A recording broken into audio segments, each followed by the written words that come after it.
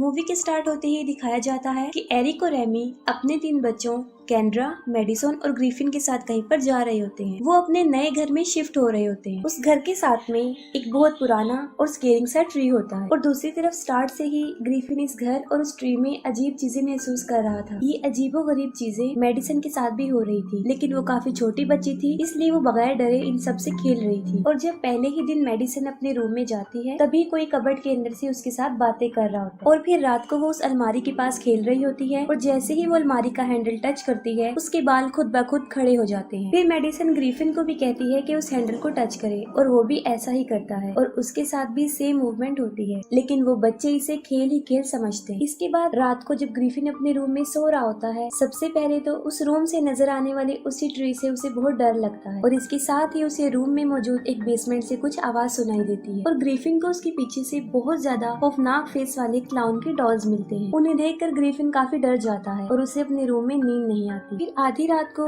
घर की सारी लाइट्स और इलेक्ट्रॉनिक चीजें खुद ब खुद चल पड़ती हैं और इसके साथ भी बंद होने लगती हैं। इसी दौरान ग्रिफिन की आंख खुल जाती है और उसे मेडिसन की आवाज आती है। उसकी आवाज सुन के वो नीचे आता है। वो मेडिसन को चुपके से देखता है। तब मेडिसन टीवी के सामने खड़ी हुई किसी से बातें कर रही होती है। मेडिसन टीवी पर हाथ रखते हुए ग्रिफिन को बताती है कि ये लोग यहाँ पर आना चाहते हैं। ग्रिफिन उससे पूछता है कौन लोग यहाँ पर आना चाहते हैं और इसके साथ ही बहुत सारे हाथ उभरना शुरू हो जाते हैं। ग्रिफिन टीवी बंद करने आगे की तरफ बढ़ता है, लेकिन कोई पावर उसे पीछे की तरफ खींच लेती है। वहाँ पर बहुत शोर हो जाता है और उस शोर को सुनकर एरिक, एमी और केंड्रा भी वहाँ पर पहुँच जाते हैं। तब मेडिसन पीछे मुड़कर कहती है कि वो लोग यहाँ पर आ चुके हैं। अगले दिन एमी मेडिसन से पूछती है कि कल रात तुमने कहा था कि वो लोग यहाँ पर आ गए हैं, तो वो कौन लोग हैं? मेडिसन जवाब देती है कि वो लोग मेरे फ्रेंड हैं और वो लॉस्ट पीपल हैं, कोई इमेजिनेशन नहीं है। इसके बाद ग्रिफिन को गार्डन में से इंसानी हड्डी का पीस मिलता है और फिर जब वो घर के अंदर होता है तो अचानक से एक बॉल उसके पास आती है और उसके बाद वो बॉल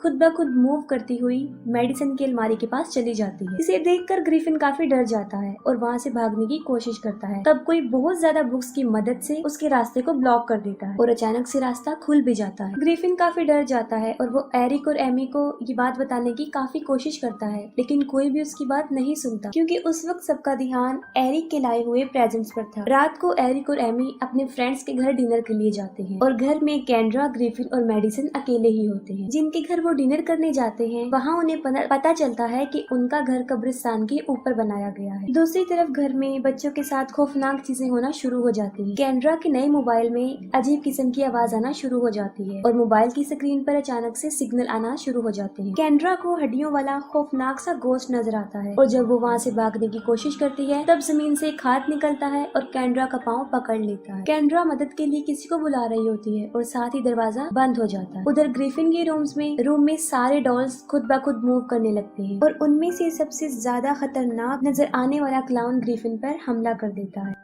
इसी दौरान उस ट्री की शाखें उस रूम की विंडो को मार मार के तोड़ रही होती हैं। ग्रिफिन उस क्लाउन को अपने पैरों से मार मार के तोड़ देता है और वहाँ से भाग भी जाता है। ग्रिफिन भागकर मेडिसन के रूम में आता है। तब वो भी बहुत ज्यादा डरी हुई होती है और उसके रूम की विंडो पर भी उसी ट्री की शाखें होती हैं। ग्रिफिन डर के वहाँ से भागने की कोशिश करता है, लेकिन कोई पावर उसे रोक लेती है और उसे भागने नहीं देती और उस ट्री की शाखें खिड़की तोड़कर अंदर आ जाती हैं और ग्रिफिन को अपने साथ ले जाती हैं। दूसरी तरफ मेडिसन के रूम में उसकी अलमारी खुल जाती है और उस रूम की सारी लाइट्स अलमारी के अंदर चली जाती है। मेडिसन का टॉय भी अंदर चला जाता है। मेडिसन उसके पीछे अलमारी के अंदर चली जाती है और वहाँ पर बहुत से घोस्ट मेडिसन को अलमारी के अंदर खींच लेते हैं। ठीक उसी वक्त एरिक और एमी भी घर में पहुँच जाते हैं और वो देखते हैं कि ग्रिफिन उस ट्री की शाखों में बुरी तरह फंसा हुआ है। जैसे ही ये लोग उस दरख्त के पास जाते हैं, ग्रिफिन खुद ब खुद नीचे गिर जाता है। केंड्रा घर के अंदर से भागती हुई आती है और कहती है कि मेडिसन कहीं भी नहीं मिल रही है। ये लोग सारे घर में मेडिसन को ढूंढते हैं, लेकिन वो कहीं भी नहीं मिली और टीवी खुद ब खुद ऑन हो जाता है और उसके अंदर से मेडिसन की आवाज आती है। एमी ये फील करती है कि मेडिसन टीवी के अंदर है और वो टीवी की स्क्रीन पर हाथ रखती है। तब मेडिसन का हाथ उसे टच करता है। ये देखकर वो लोग काफी हैरान होते हैं और डर भी जाते हैं। इसके बाद Amy paranormal researcher doctor Brooke से मिलती है और उसे सब कुछ बता देती है। डॉक्टर ब्रूक अपने 2 साथी बॉयड और सूफी के साथ इन लोगों के घर पर आती है और वो लोग अपने रिसर्च में लग जाते हैं। रिसर्च के दौरान जब बॉयड एक चेयर पर बैठने की कोशिश करता है, तब वो चेयर खुद ब खुद उछलकर हवा में चली चली जाती है। डॉक्टर ब्रूक उनको बताती है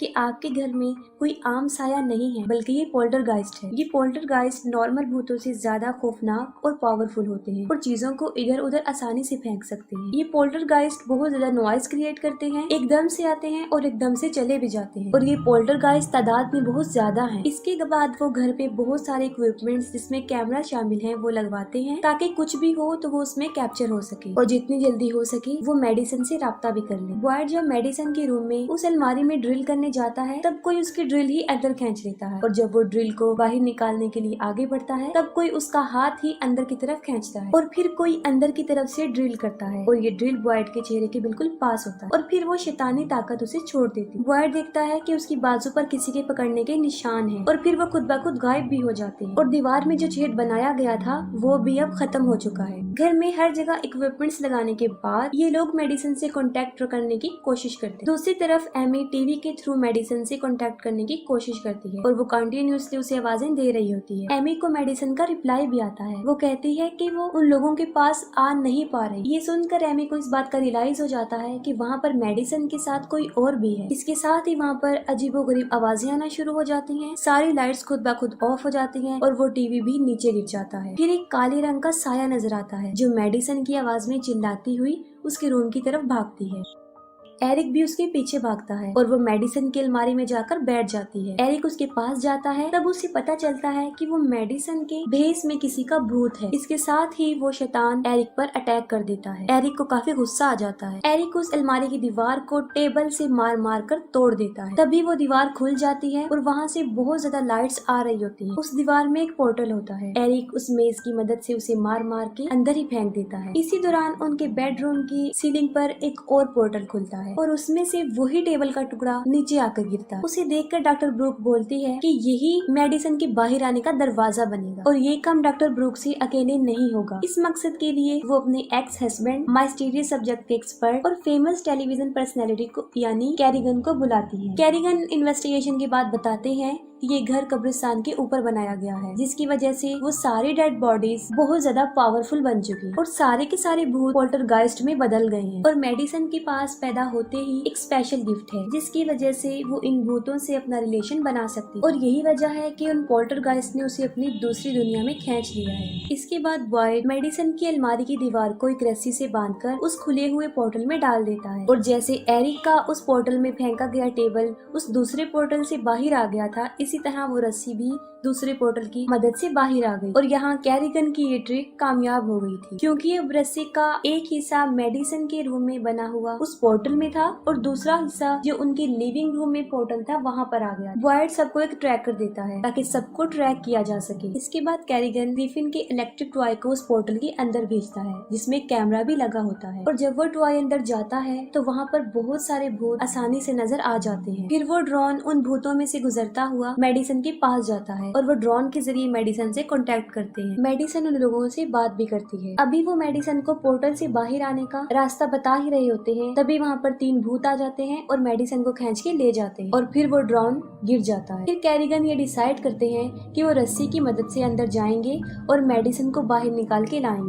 लेकिन एमी कहती है कि मेडिसिन को लेने अंदर वो जाएगी और इसके साथ ही सबकी अंदर जाने के पीछे बहस हो जाती है। सोफी देखती है कि ग्रिफिन मेडिसिन के रूम में चला गया है। वो सब भी ग्रिफिन के पीछे भागते हैं। तब ग्रिफिन उसे कहता है कि ये सब कुछ उसकी वजह से हुआ है, अगर वो मेडिसिन को अकेले ना छोड़ता तो आज वो वहाँ पर ना हो। और ये कहते ही वो पोर्टल के अंदर चला जाता है। जैसे ही ग्रिफिन अंदर जाता है ये लोग रस्सी के दोनों कॉर्नर्स को अच्छे से पकड़ लेते हैं और बाहर से ही बर्ग ग्रिफिन की हेल्प करते हैं। ग्रिफिन उन भूतों में से गुजरता हुआ आगे बढ़ता है और वहाँ पर उसे उसका ड्रोन भी नजर आता है। फिर उसे मेडिसिन नजर आती है और वो मेडिसिन को कहता है कि वो मेरे साथ चले, लेकिन मेडिसिन उसे रोते हुए कहती है कि मैं तुम्हारे साथ नहीं जा सकूंगी। मेडिसिन के चारों तरफ वो भूत होते हैं और वही उसे बाहर नहीं जाने दे रहे होते और फिर वो भूत उस रस्सी को पकड़ लेते हैं। बहुत सारे भूत जब रस्सी को पकड़ लेते हैं तब उनके वेट से उस रस्सी का हुक टूट जाता है, लेकिन बाहर फिर भी एरिक और कैरिगन उस रस्सी को मजबूती से पकड़ के रखते हैं। इनके मुकाबले में दूसरी तरफ वो भूत भी मजबूती से रस्सी को अपनी तरफ खींच रहे होते हैं और आखिरकार इनके हाथ से रस्सी छूट जाती है।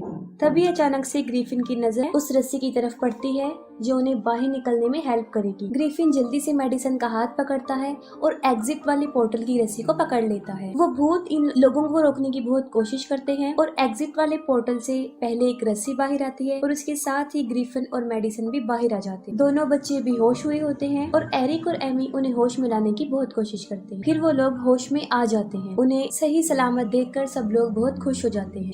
ग्रिफिन को उसकी बहादुरी की वजह से वो लोग अप्रिशिएट करते हैं। वो लोग उस घर को छोड़कर यहाँ से जा रहे होते हैं। तभी मेडिसन उन्हें बताती है कि अभी तक भूत इस घर में मौजूद। वो लोग गाड़ी को जल्दी से वहाँ से भगाने की कोशिश करते हैं। तभी ये भूत उनकी गाड़ी को अंदर की तरफ खींच लेते हैं। कार दीवार को तोड़ते हुए अंदर चली जाती है और वो भूत मेडिसन को दोबारा से अंदर आने वाले पोर्टल की तरफ खींच लेते हैं और दूसरी तरफ सारे लोग मेडिसन को बचाने में लगे होते हैं। कैरिगन ये समझ जाते हैं कि ये भूत इनका इतनी आसानी से पीछा नहीं छोड़ेंगे। उन्हें यहाँ से छुटकारा हासिल करने के लिए मेडिसन की हेल्प चाहिए। फिर वो सारे भूत पोर्टल से बाहर आते हैं और मेडिसन को अंदर खींच के ले जा रहे होते हैं। कैरिगन उन्हें हुक्म देते हैं कि वो अंदर चले जाएं और वो अंदर चले जाते हैं। कैरिगन खुद उस पोर्टल में उतर जाते हैं क्योंकि वो जानते थे कि मेडिसन के अलावा एक वही वाहिद शख्स है जो उनकी फैमिली को बचा सकते हैं। इसके साथ ही एरिक और उसकी फैमिली वहाँ से भागने की कोशिश करते हैं। तभी उनके गार्डन में बहुत सारी डेड बॉडीज और हड्डियों वाले मुर्दे बाहर आते हैं और उन्हें रोकने की बहुत कोशिश करते हैं। वो लोग सूफी की कार में बैठकर वहाँ से भाग जाते हैं। वो लोग देखते हैं कि घर में बहुत बड़ा ब्लास्ट हुआ है और उसकी छत से एक बहुत बड़ी रोशनी निकल के बाहर आई है जो आसमान की तरफ जा रही है। ये लोग फौरन समझ जाते हैं